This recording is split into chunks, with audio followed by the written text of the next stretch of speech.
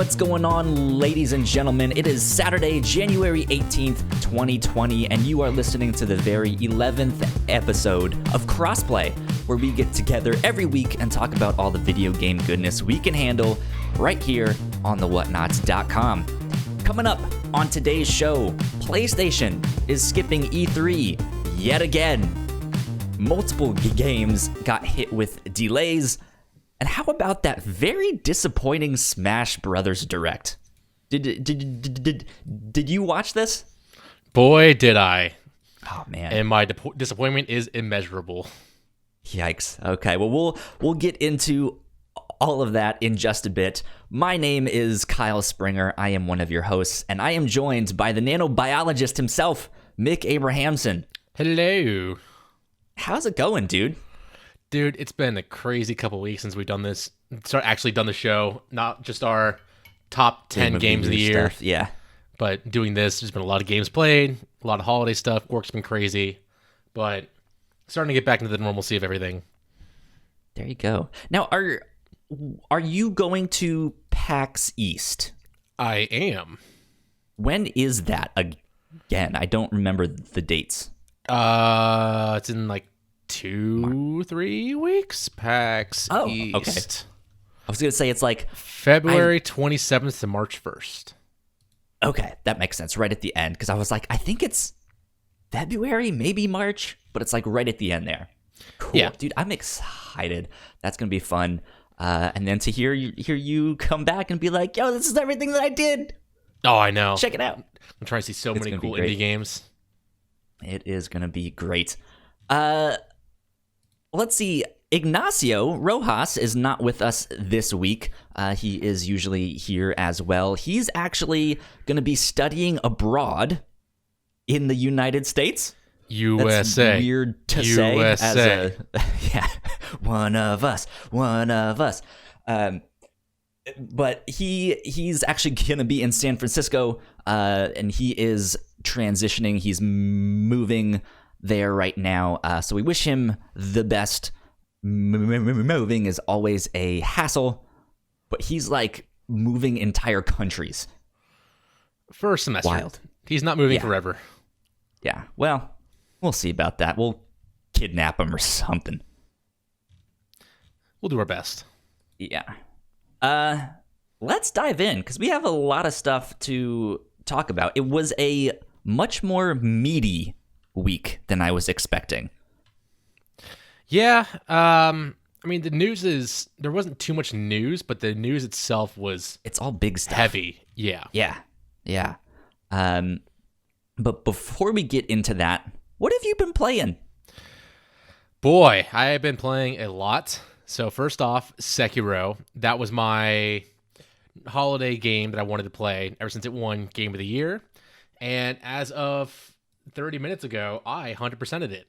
I got every single achievement in the game. Hell yeah.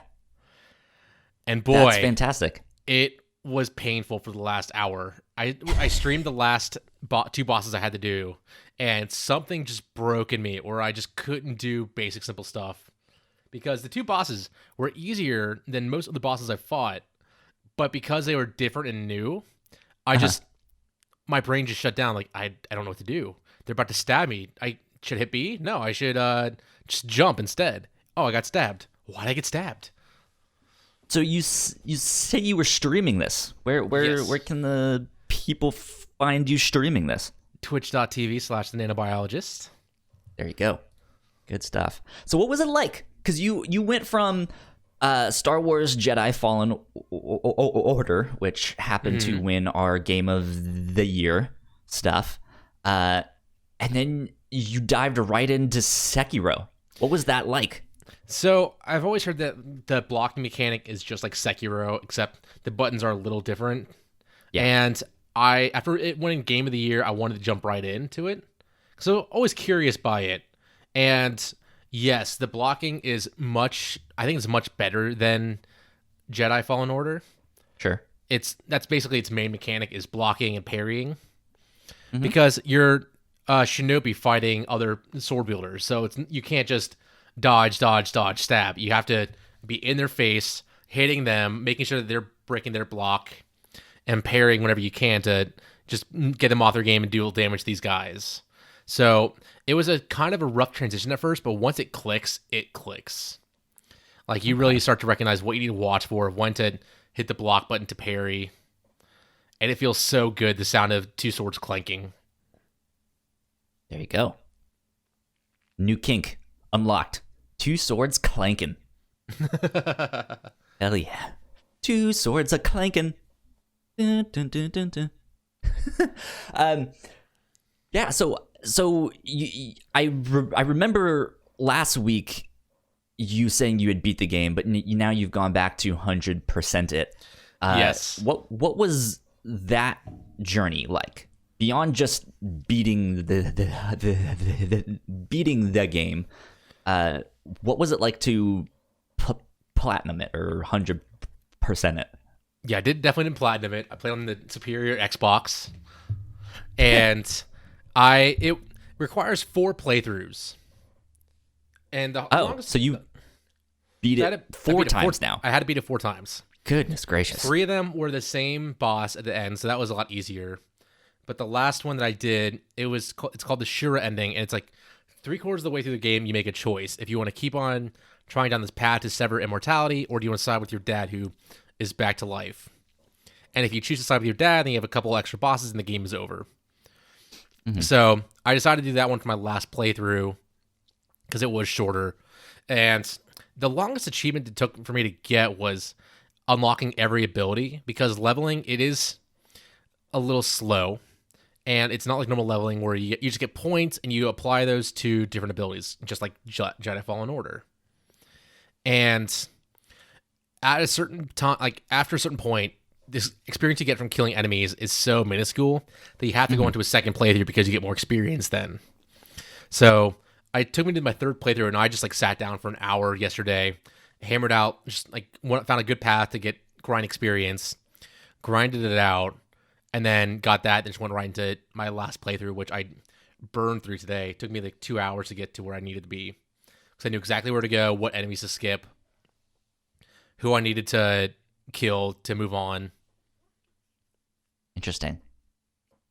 Wow, but, 4 times. Yeah. That's good stuff. But boy, was it fun. So are you wanting to try out Dark Souls or Bloodborne or something because of this? Because it seems like you found your new thing. Like, these games. My friends are telling me that I should check out Bloodborne. And I don't know, because I've never really been intrigued by any other FromSoft game until now. What about Neo? I don't think that's FromSoft, unless I'm wrong. But it's not. But I heard that's also overly difficult for the first level in that game. Yeah.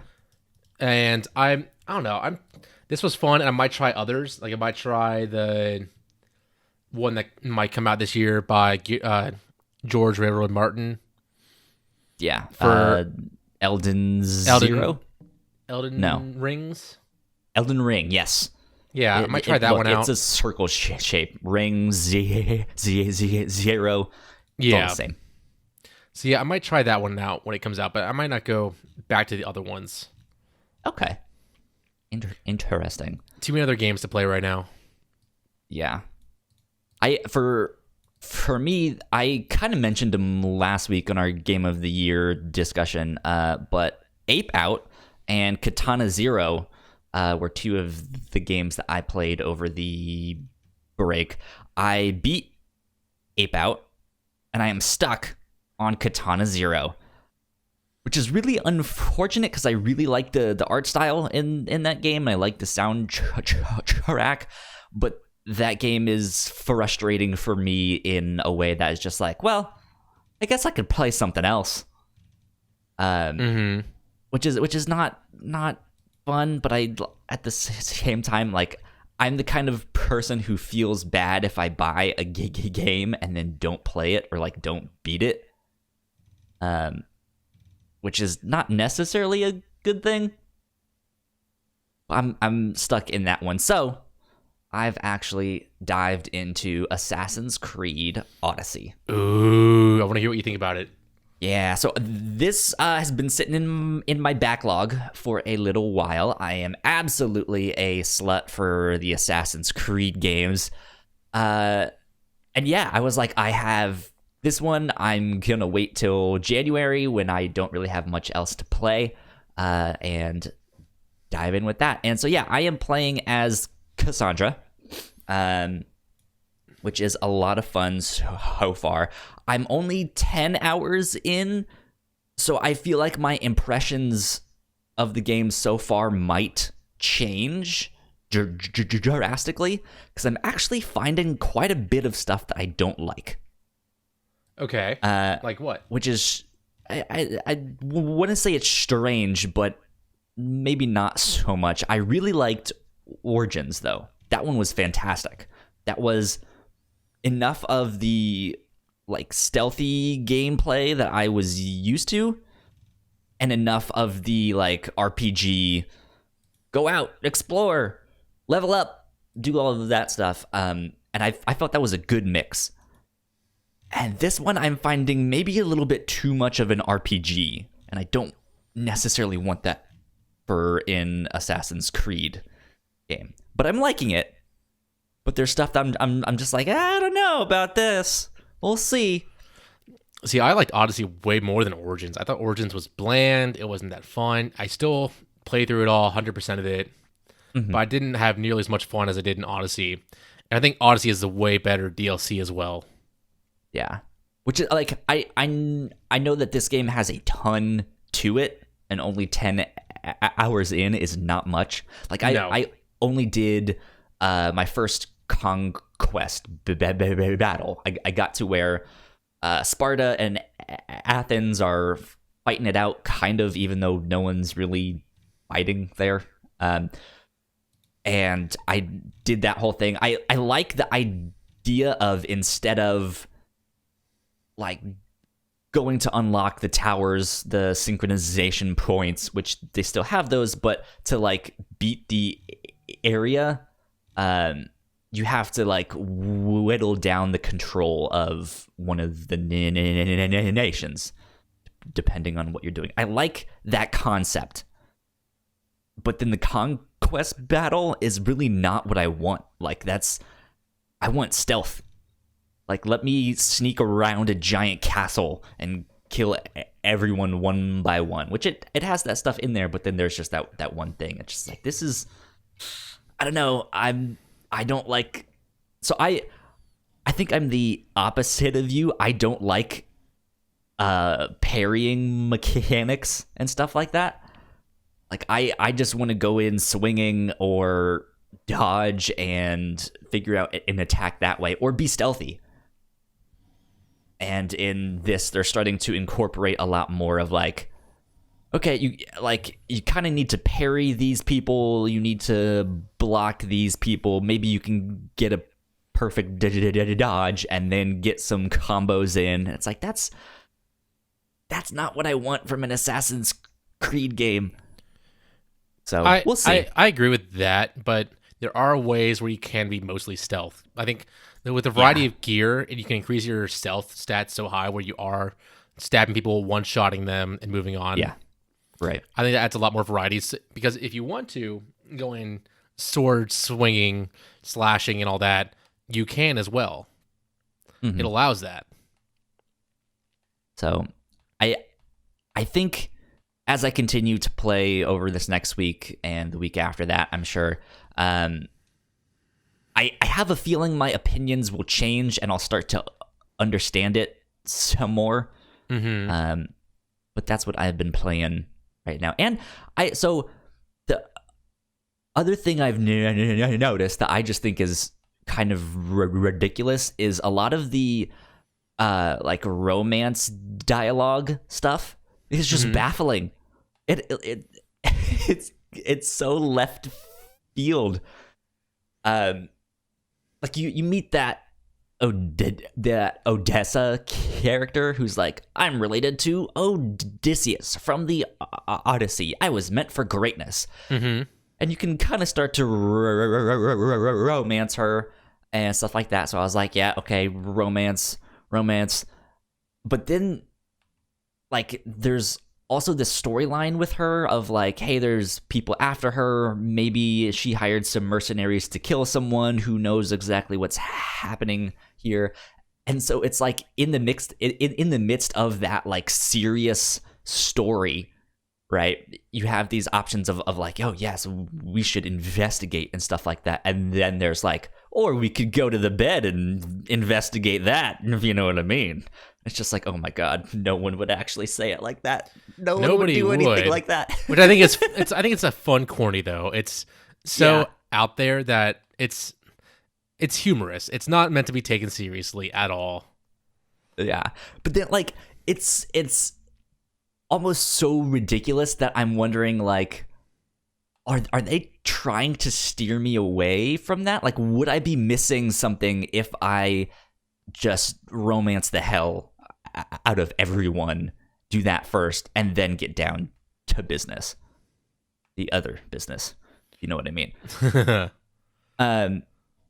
Yeah, like it just seems like some of the romance lines that I've had the option to say is like, I feel like if I pick that, that's not what my character would say, even though I want to romance this character. Okay. So, I don't know. We'll see. Yeah, I get. I'm having fun though. It's again, it's not. I think it's them slowly working on their RPG mechanics in a way where it's supposed to be still historically accurate to a degree, and also not completely outrageous, but still being wacky in an Assassin's Creed way. Because there is some wackiness to Assassin's Creed games. Absolutely. So it's like them just trying to fit all that together. And I think this next rumored game that might come out this year will be much better with it, because they do have 2 years since Odyssey released, and even 3 years since then to really work on this and really improve upon it to make it better. All right. I'm excited to see where it goes. But yeah, we'll see. What else have you been playing? I got my hands on Dragonball Z Kakarot yesterday. Hell yeah. And boy, it's a really simple game. The mechanics are simple, but I think it's a very weird Kingdom Hearts-esque game. Because it's oh boy, you're going through Dragon Ball Z series. The fights look amazing, but there are just some attacks where you just have to sit back and dodge. Like you can't be in their face still. You can't be deflecting it, because like the enemies will charge up. The latest one that happened was with Vegeta during the Saiyan saga. Sure. He dashed back. He charged up. He got super powerful.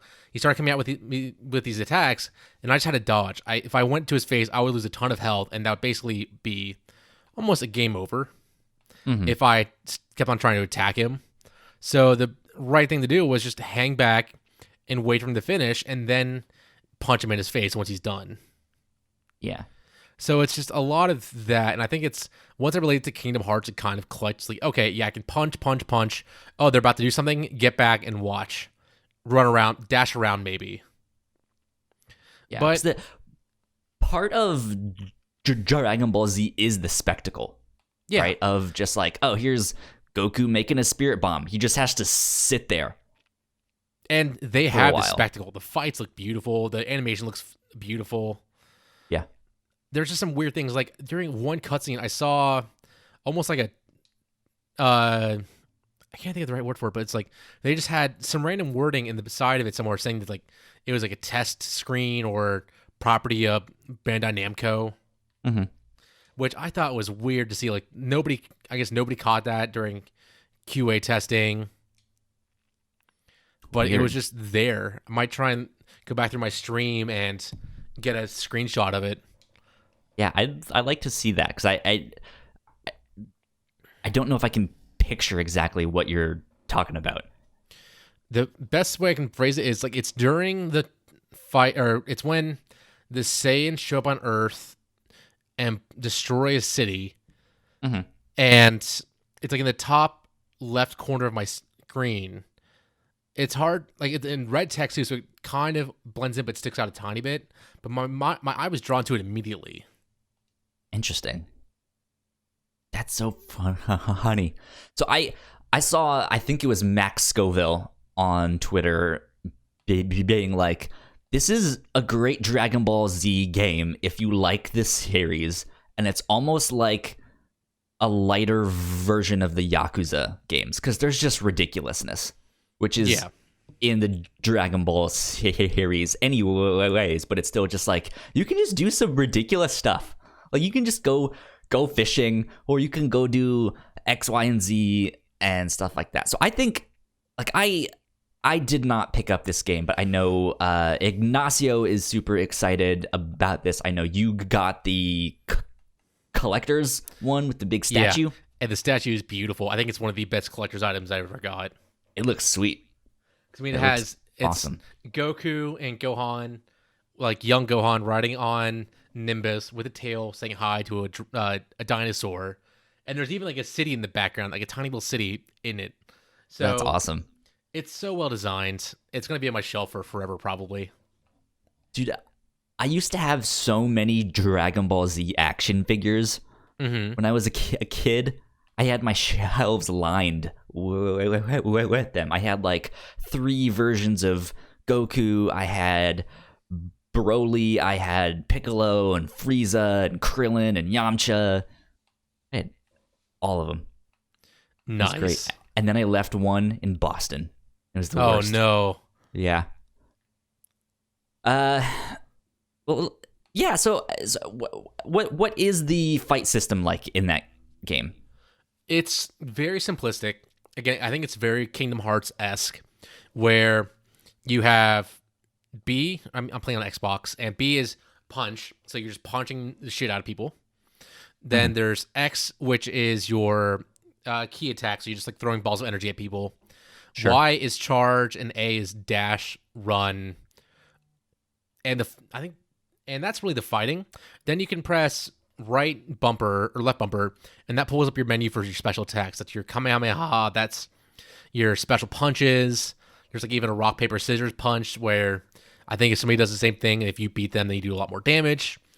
So it's just doing all this, channeling your ki, and if somebody starts hitting you, you can block, and then if you press A at the right time, you have enough ki, you can teleport behind them and hit them.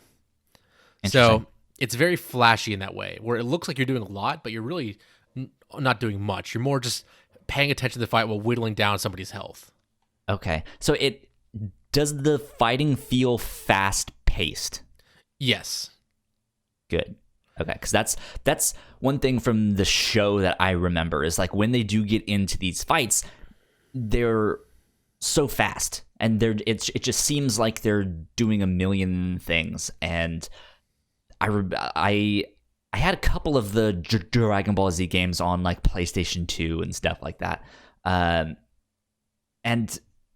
I liked it well enough back then, but I don't think they ever really captured the speed at which you did stuff. Mm-hmm. So that's why I'm wondering about that. If it, as simple as you say it is, does it feel like an episode of the show? Oh yeah, I mean they make it feel almost exactly like you're in the show. You're playing the show. Cool. There are title cards with the dragon flying around, and it does the same music. The same announcer. Dragon. Watch the dragon. Then when you're in it, you're fighting. The fighting looks great. Even though it sounds simplistic, it looks great. So I think it's very visually appealing. Interesting. What about the side stories? Have you gotten to do much of those yet? I've done a couple. There are some in the beginning, and it's very simplistic. It's more... You find a character from the show who is like more like an offshoot character from Dragon Ball. You help them out. You like find an enemy for them. You find an item for them. You chase them around for a little bit. So it's almost like fetch quests or just go here, fight somebody, come back type of things. Okay. But it's cool. It's adding a little bit more lore, making the world feel a little bit lived in. Interesting. And how's traversal? Like, does the world feel fleshed out? The world definitely feels like there's a lot in it to do.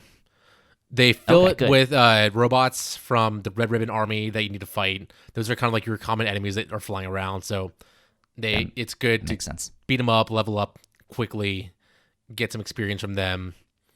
But the flying is so weird. It's not like A and B to ascend and descend. It's right bumper and right trigger to go up and down. Nor is it's not even flight controls either. It's right bumper and right trigger to go up and down respectively, which feels so weird when you first start. Do you think that was a good call, or is that something you're struggling with? I'm struggling with it a lot. And even in fighting, because going up and down is right bumper, right trigger, but right bumper is for something in combat. So you can't go up unless you go after somebody. Okay, so it's contextual. Yeah. Okay. And it's been so hard for me to really get my mind around it. And it's probably going to click eventually. But so far, it's just such a weird choice for controls for flying. When you would expect for it to be normal flying controls. Yeah. Up and down the stick. That's it. But no. Okay.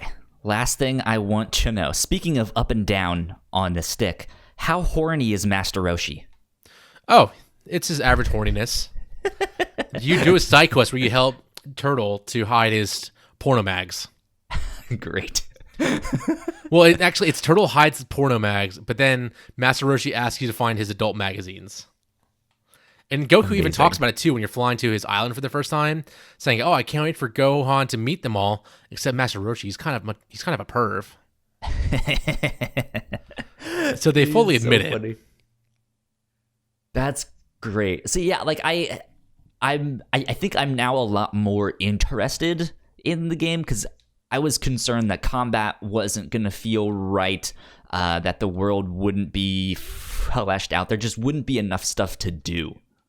But it sounds like it's pretty decent. Like it's not a great game per se is kind of what I'm feeling out from most people, but it's enjoyable and it's fun.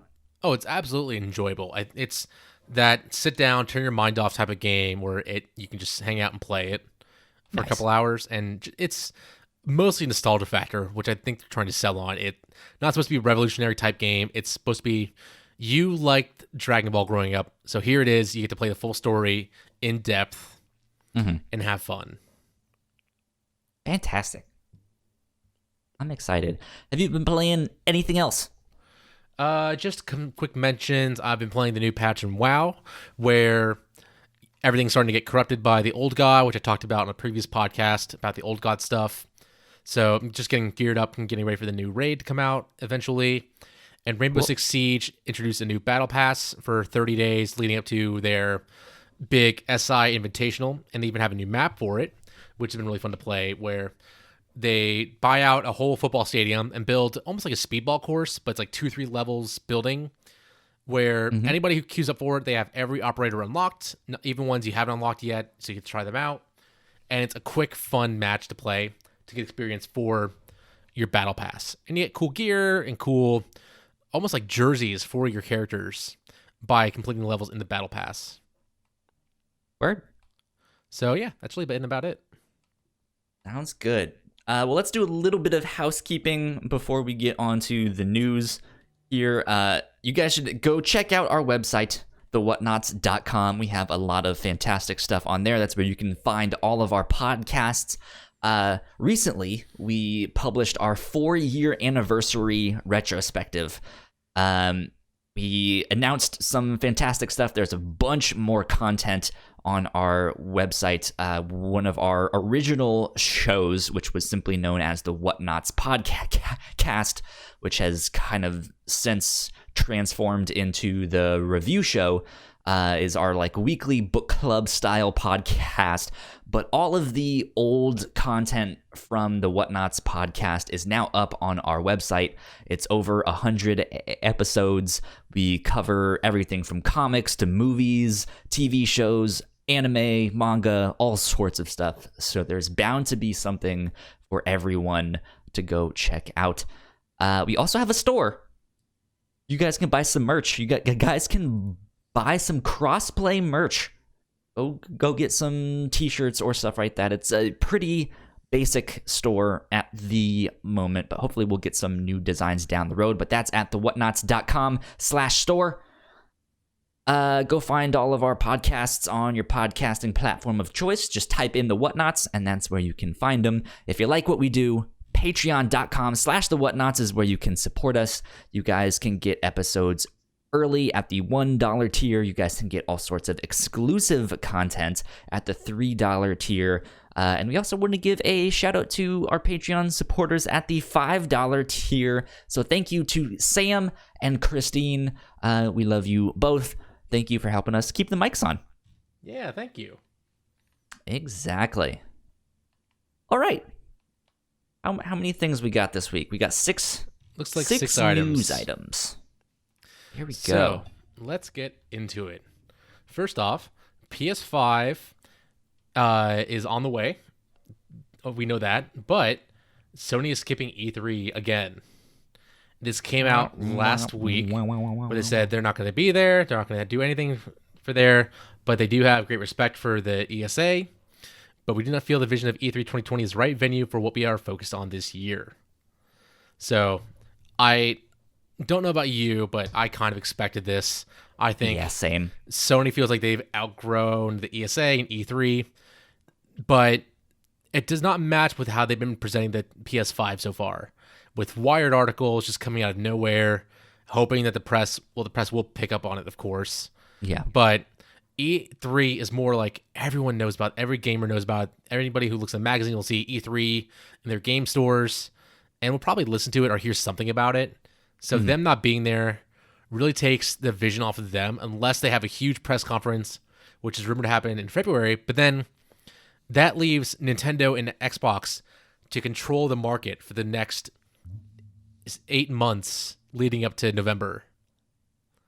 And that puts PS5 in the back of people's minds because Xbox is being in everybody's faces then with E3 and just having more announcements, unless Sony keeps on having their state of plays over and over and over again.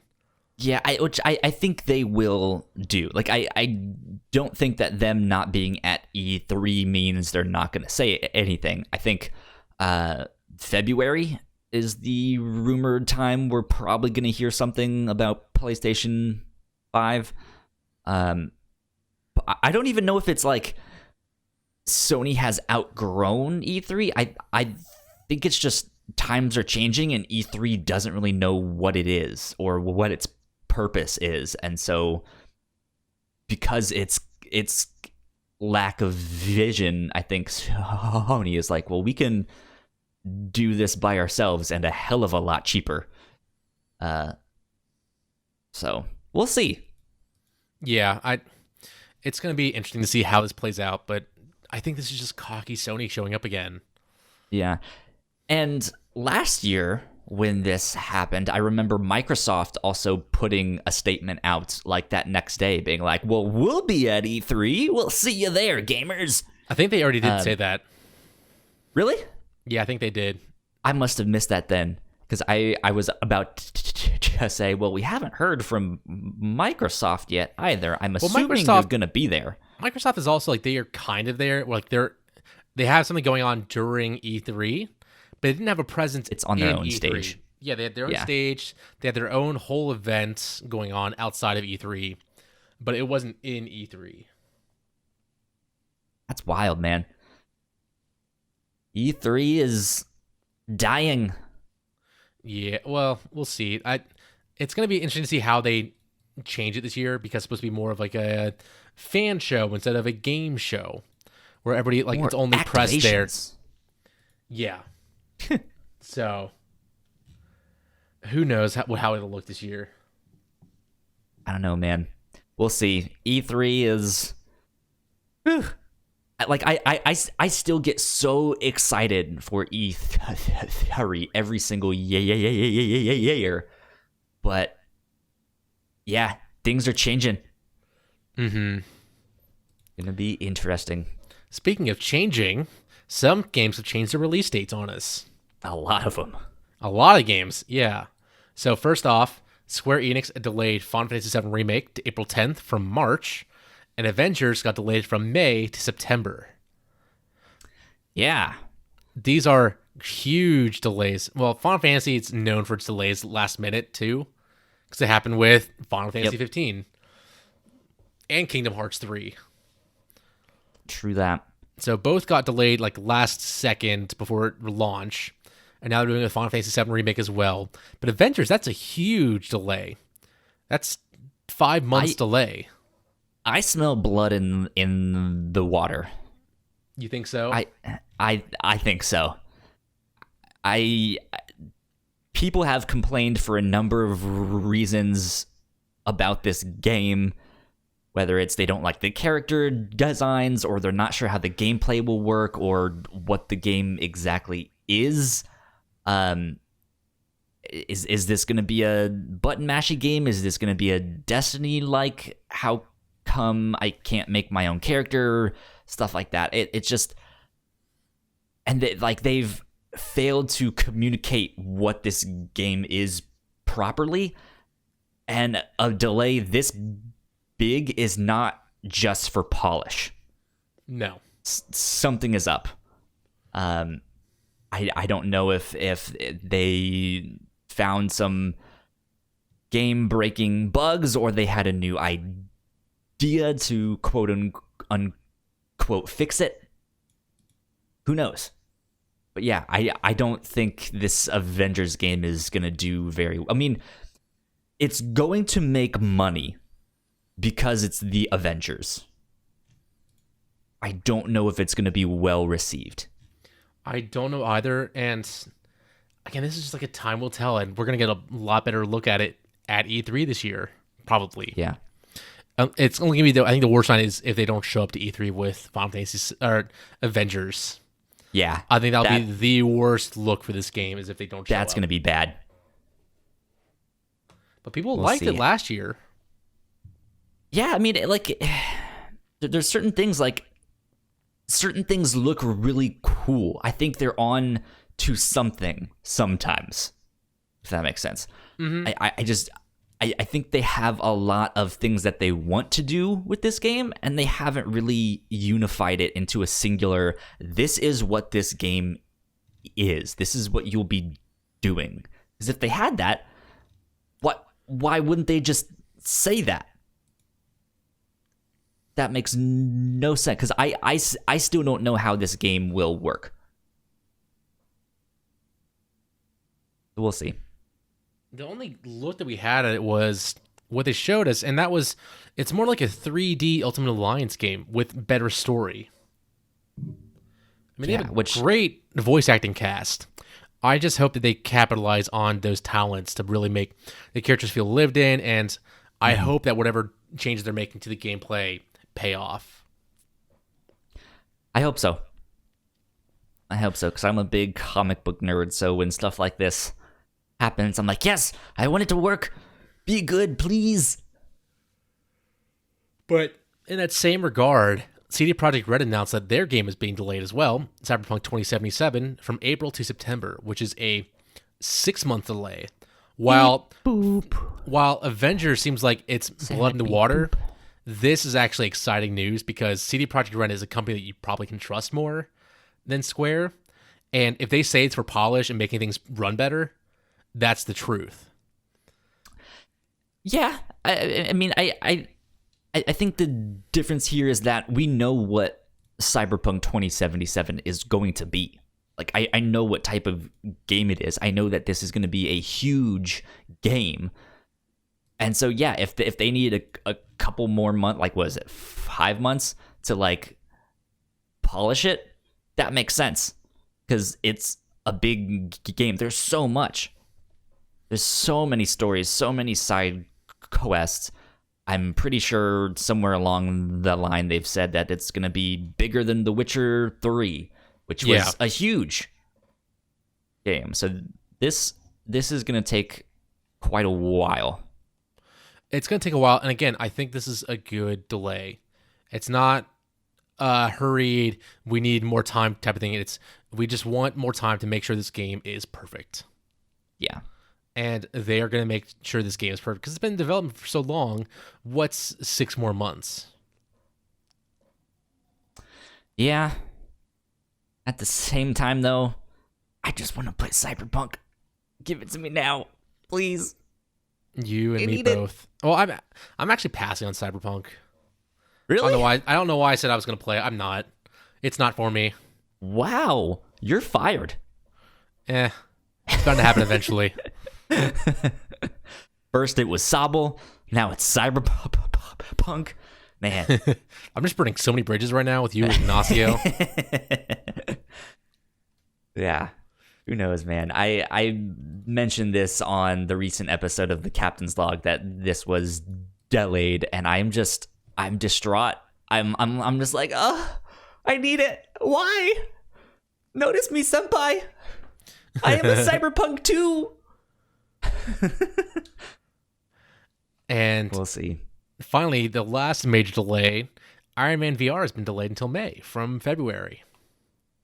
Yeah.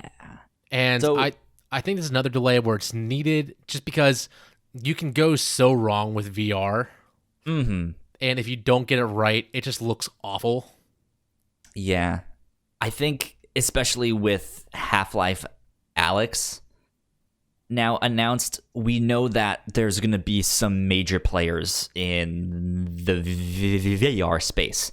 Stuff that's going to be like, hey, it's not just some like 15-minute experience. Like, this is an actual story. This is an actual game that you can play. And I think, not to say that this wasn't going to be that, but now that there's maybe a little bit more competition, they're like, okay, maybe we should step up our game. Yeah. So, do you have any intentions to get this game if you have a VR unit? I don't have a VR thing, so unfortunately, no, I will not be picking this up. Okay. Yeah. Neither am I. So, hopefully it looks cool. Hopefully it's going to be a fun game, not just a simple gimmick VR game. And good luck to all the devs, though, who have to go through all these delays and a lot more work now. Yeah. Jeez. Good luck to them. Please be safe mentally. Yes, take time well to yourselves. Number 5, Horizon Zero Dawn is coming to PC. This came from Jason Schreier from Kotaku, who reported that there are new plans for Horizon Zero Dawn to be brought to PC. Sony hasn't responded to this yet, but this is continuing on from what we've heard in the past of them just bringing other games that seem like they are exclusives to PC just for a little bit more sales. And yeah, I remember them saying something like this down the road of just like, yeah, maybe more of our games will start to come out on other platforms and stuff like that. And this one makes sense, especially with Death Stranding also coming out on PC later this year, I think. Because both of these games are built on the same engine, and Herman Holst was promoted recently. I forget exactly what title he has now, but he's one of the main he's like top the president, dogs. Yeah, he's something like that. So that makes sense for this game. I think that's going to be good. Can't wait to see all the mods that people make for it. Oh yeah, it's going to be good. What other thing that's not in the game would you want to see in there? Like what mod would you most want to see? They make actual dinosaurs happen, or they change. Someone mod Barney in there. Yeah, just make it big, absolutely T-Rexes. Make it absolutely outrageous. Not just T-Rex, but like Barney. Make it one like Thomas the Tank Engine. That's a good one. Oh yeah, one Mr. X. Untitled Goose Game. Oh my god, if there was a goose in it, I would love that. Did you see? I saw on Twitter that someone modded Untitled Goose into DBZ Kakarot. I did not see this. That's It amazing. looked so stupid, but it was hilarious. Oh, I bet it looks stupid. It sounds stupid, which makes it great. Yeah, and he's sitting there like fighting off Nappa and stuff like that. It's great. Oh my god, the goose cannot be stopped. But what do you think about PlayStation putting more of their stuff on the PC? Is that something good for them? I think it can't be bad. Xbox already does it, and that just helps their sales. It's more options. It's not limiting your fan base. It's letting them have more choices and just opening the market to more people. Yeah. So it's not a bad thing, in my opinion. Yeah, I think we still have a lot to learn about the PlayStation 5 and what their plans are. Because we see, from all of the stuff we know about Xbox and what they're up to, it seems like they are trying to make an ecosystem which you have multiple places to play their giggy games, right? It's, to me, it reminds me of going to like a car dealership, right? They don't care which car of theirs you buy. They just want you to buy one. That right? is that's how Xbox, I think, is approaching this new generation. It doesn't matter if you have a console. It matters that you are in the ecosystem. Right. And so I'm wondering if PlayStation is trying to lean into that. I think it's harder for them to do that though, because Microsoft, they have Windows, they have all these different iOS, or they just are one of the biggest iOS or OS users for computers. They're on almost everything, so that just opens up the possibility of whoever can get Game Pass, whoever can play Xbox games anywhere. Sony doesn't really have that. A crazy theory out there. What if PlayStation announces PlayStation Now launcher on PC? Well, they kind of have their what was it? They have like remote play and stuff like that. Yeah, and that is on PC. So I think they do need to expand PS Now in that sort of way. Yeah, because I think something like that would be an interesting move. Like, hey, here's the PlayStation app, or here's the PlayStation launcher. I don't know if they're gonna do it this next generation, or if that's if that's for the generation after this one. Who knows? But the only other thing is, yeah, Xbox comes on every computer. That is a pre-downloaded app that anybody has when they boot up Windows for the first time. Yeah. So Sony, they need to have that market out there saying, hey, do you want PlayStation games on your computer? You need to download this app. Yeah. I think that'd be a good move for them. I have no idea if that's gonna happen. That's why I was just like, hey, crazy idea. I mean, I would love to see it. I just want my games available in more places. Yeah. That would be fantastic. Fantastic. All right. Speaking of something not so fantastic. No. So, if you haven't heard, Nintendo had their latest Smash Bros. Reveal trailer, and it was hyped up a lot. Yeah. Like, they were saying, oh my God, nobody Nintendo knows about it. Nobody knows what's going on. This is only like a Sakurai and the development team type of deal. And we were all hyped up thinking, oh my God, how wild is this announcement? There were all sorts of conspiracies. He was holding up the number 3. He's like, oh, is that Kingdom Hearts? Is that No More Heroes? Is that Fire Emblem? Is that, what is it? We don't know. It is, you want to tell them? Byleth from Fire Emblem 3 Houses. What do the 3 fingers mean? 3 houses. Well, it was binary for the 17 games of Fire Emblem. What? I haven't heard that.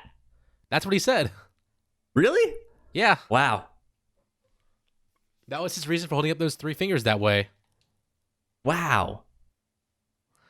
How dumb is that? I feel even more disappointed now. So I have to admit that I didn't actually watch the direct. That's why I didn't know.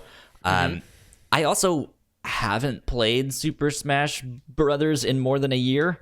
I beat the game. I got all of the characters that were originally on the game, and I put it down and haven't picked it up since.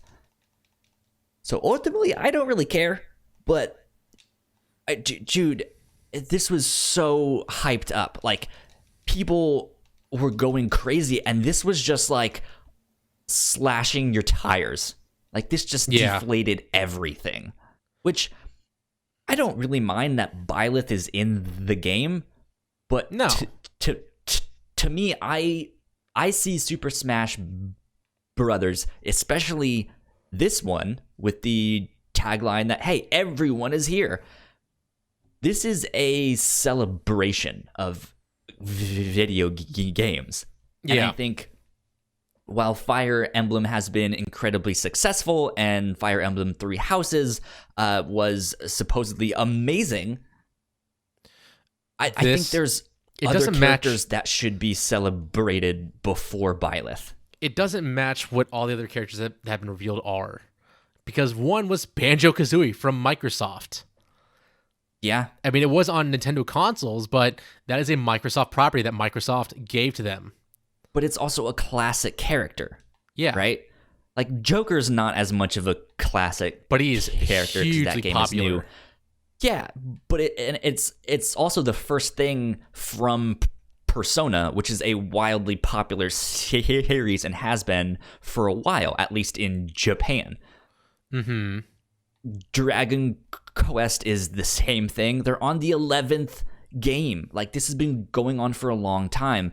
Terry Bogard is a classic SNK character. Like, these are celebrations of things that have been in video games for a long time. So in that sense, something from Fire Emblem fits. But we already have 7 other characters from Fire Emblem. Like, where is Sora from Kingdom Hearts? Where is something from Halo? Or, you know, there's so many other characters out there that I think could be celebrated or are much more classic that are not in the game yet, that I think are more deserving right now. I agree, but I think they're going to see this hate, not the hate, but like just nobody cared about this announcement really, except for maybe major Fire Emblem fans, which if you are happy about this character, congratulations for getting a character that you really want in the game. But I was talking to my other friend. I think this would have been better as a Monster Hunter character, because Monster Hunter is also a widely popular game. And if the same moveset that they have set for Byleth would work for a Monster Hunter character. Yeah. Do something like, I mean, like, I'm not mad that Byleth is in the game. I just think he would have been a better character to put in the game down the road. Yes. If not this one, the next Super Smash Brothers that happens 10 years from now. Like, I think he'd be, like, sure, he deserves to be in the game. He's not a classic character yet. No. Or he's not from an underrepresented series. So, I don't know. I just it's yeah. To me, the costumes they announced for Meat Fighters are way cooler than Byleth. Yeah, we got the Cuphead. map and music are cool, but yeah, Cuphead sweet. I think is a great Meat Fighter costume. I don't think he has enough different moveset from the normal characters, the Meat Fighter characters, the Meat Gunner, to have his own character. But I think him being in a Meat Fighter costume, changing up a little bit of the animations is awesome. He looks so cool. That I think is the most exciting announcement out of this whole thing. A Meat Fighter costume. And Assassin's Creed. Yeah. Altair is a costume now in Smash Bros. That's fucking You would amazing. never expect that. I love it. But like, yeah. I don't know. So I mean, the one thing that this maybe makes me think is, what if they had someone else originally and are maybe saving him, or they ran into some complications and they were like, well, Byleth is a lot easier to make. What if we just continue with him and save this other character for the next fighter pass? I would hope so. I think they need something to really stand out for the next one. Yeah. And we'll just see what the next one really is whenever that does happen. Who knows? Because I Byleth expect will be available on January 28th, though, just for the those of you out there wondering. Yeah. End of the month. So they announced the next fighter pass will include 6 characters, by the way. Mm-hmm. But that's until December 2021. So they have 2 years to get these characters out. Yeah, so. And I expect the first announcement to be of who the first character is of this fighter pass at E3. And I think that's when they're going to come out swinging hard with some crazy picks for their characters they want in the game. Why do you think they'll be at E3? Because I would kind of imagine they wouldn't say anything at E3 and then wait till like a direct at the end of the year or early next year. But that would mean that they have to get all 6 characters out next year. I think they're going to space it out better, so it's every 4 months we get a new character. Oh. And yeah, because they have 2 years to get these characters out, all 6 of them. So I guess I was thinking they were going to be taking some time off between them and just like, hey, no more new characters for like another year, and then we'll come back with 6 new ones. I don't expect Sakurai to do that. He's more of like the just get at it type of person, just from his personality. True. But they did say that they haven't started on any other characters yet until Byleth is finished. So I think 3 months from end of January, 5 months actually, from January to June is more than enough time to get the characters ready. To get at least one character fully done so they can come out during E3, okay. And then another one will be teased. I gotcha. Interesting. So that's what I suspect. And then there's going to be one during E3, one during like an October Direct, or even at the Game Awards. Mm-hmm. And then that's when they have like 4 left for next year. And by then they already have enough spaced out that it's like once a quarter, and they'll be fine. Okay. That makes sense.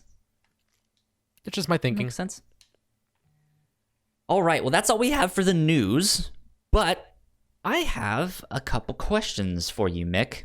Okay.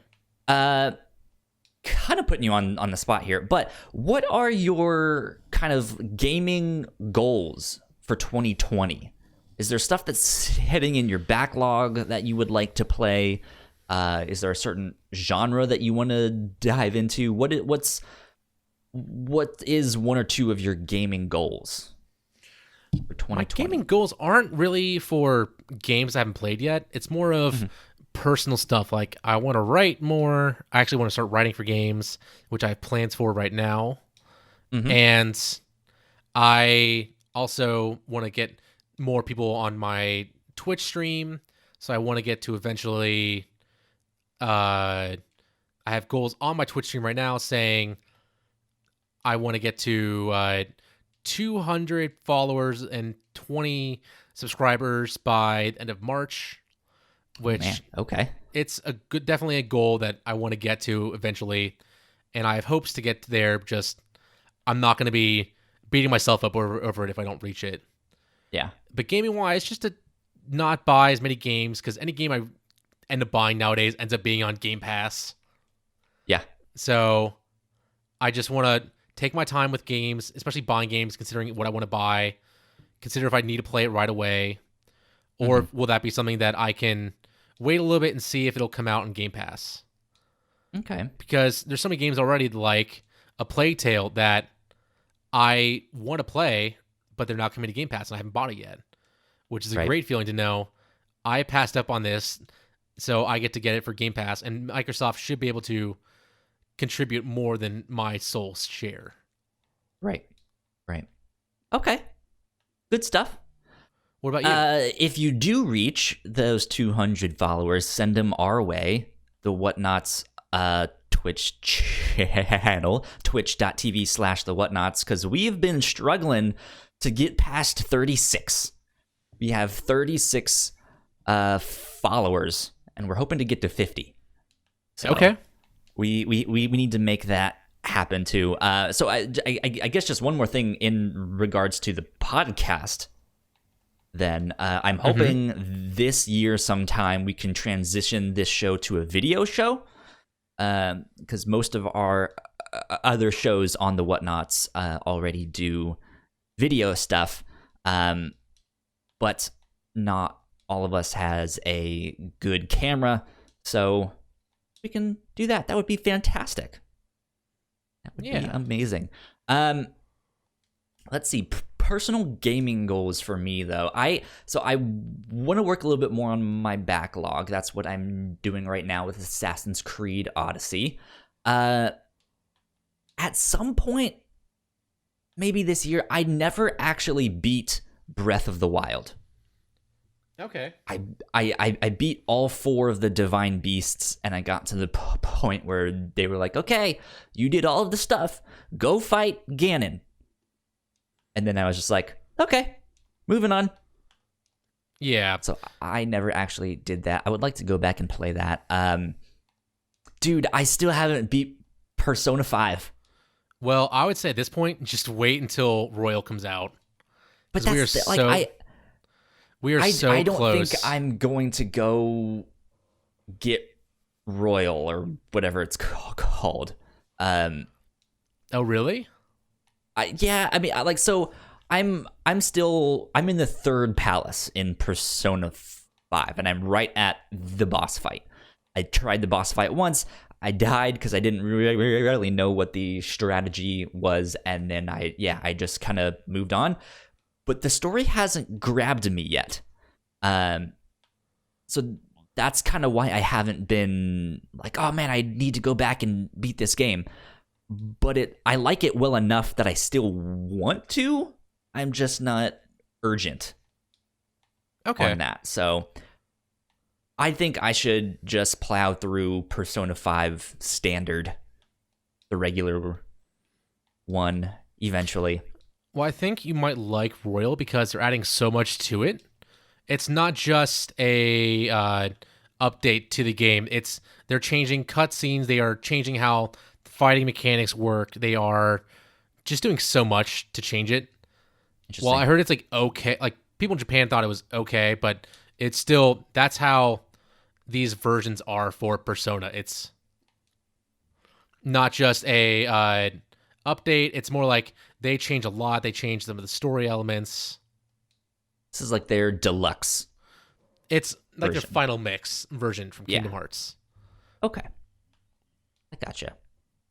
Good to know. I know I'm going to play the hell out of it when it comes out. Yeah. I don't know about platinuming it, though. Oh, yeah, good. God, I did that craziness once. There's a lot in that game, that's for sure. Oh, it took like 200 hours. Yeah. Okay. That's good. We'll ask Ignacio what his goals are whenever we get him back on the podcast when he is here. I don't think he's going to be here next week either. So I don't think so. We will see. I already mentioned our Twitch channel. We also have a YouTube channel that you guys could absolutely go follow us on. Of course, we put the podcast up on YouTube, but it's just a static image right now. But we also have all of our other podcasts on there as well. So you guys should go check them out. Go subscribe to us on YouTube, even if that's not your normal listening mode. If that's where you find us or not. That being said, Mick, where can they find you on the interwebs? I'm everywhere as the nanobiologist, like on Twitch and most other places, but Twitter, Xbox, PlayStation, I am DA Nanobiologist. Go. You guys can find me at YoKyleSpringer on Twitter and Instagram. You guys want to stay up to date with our podcast here, we are at the Whatnauts on Twitter. I mentioned our website, thewhatnauts.com. Go check all of that stuff out. We would appreciate it tons. I still haven't figured out a good sign off. Yeah, right? neither have I yet. Need some saying or something. We'll workshop man. it. Yeah, we'll workshop it. We'll figure something out. Until then, we will see you guys next week. Bye. Bye. Thank you so much for checking out our episode of Crossplay. Let us know what you guys think is going to happen with E3 this next year, now that PlayStation is out for a second year in a row. That is pretty crazy news, but expected stuff. So let us know about all that stuff. In the meantime, go subscribe to our channel right up here in that corner, and go watch one of our other videos down there, because we got a whole bunch of that stuff. We hope you guys enjoy those too. Until next time, bye.